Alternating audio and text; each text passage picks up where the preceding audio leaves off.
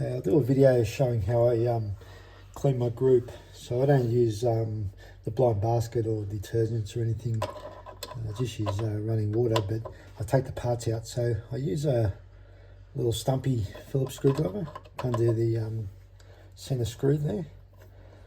And I don't turn my machine up or anything. I just use the mirror to see what I'm doing. Plus I've done enough times so that I can just feel what's going on. So I take that screen out. And then my machine's got a different part, but you'd have a brass part here.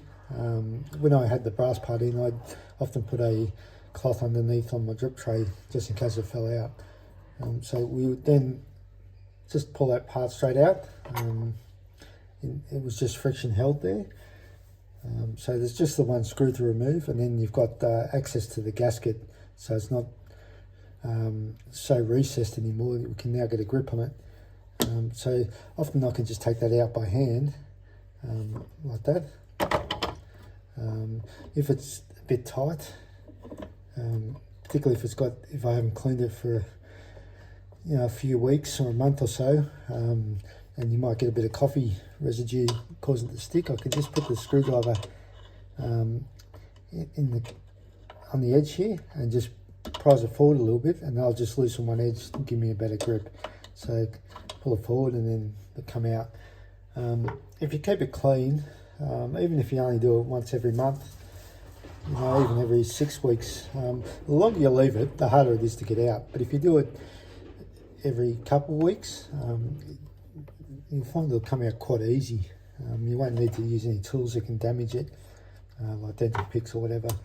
And the screwdriver is probably just the easiest way. Now, what I do is, when I clean it, I get my dishcloth and I just wipe around in the seat there, make sure that's all clean. Generally, not much gunk comes out, but sometimes you can get a bit of black coffee residue come out. So to assemble, what we need to note is these gaskets have a chamfered edge on one side. This side is a square edge, and this side has got a chamfered edge. The chamfered edge goes up. It's more so for the other type baskets that where the gasket holds the basket in, but that's the right orientation. So we'll put that gasket up in there, and we'll just push around and make sure it's seated okay. Goes in fairly easy. Then when we put the brass part back in, although this isn't the brass part, it's still got the same locating pins, and the brass part would have a hole for the temperature gauge. So if we look here, you can see there's a temperature gauge there, and that needs to go in the right hole. With my part, because I don't have a hole for the temperature gauge, I can just sit it up there, and then I can rotate it. Like I sit that in, and I can rotate and I'll click in the position from the locating pins. So that's in position, and then just grab the screen with my screw there, and I'll pack that screw up into the center hole, and it turn like that. Grab my screwdriver, and I'll do that up. Now I just want that firm. I don't want it tight at all, just so it doesn't come loose. I don't want to over tighten it to make it difficult to get out, so that we're damaging the screw at all.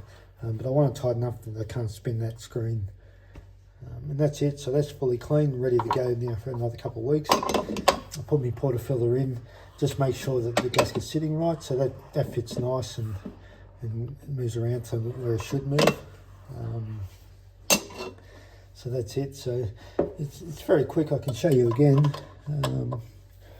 Just a matter of undoing that screw like that, drop that out. I'll grab my brass part, and then I usually grab my screwdriver like that and give that a flick, and it comes out.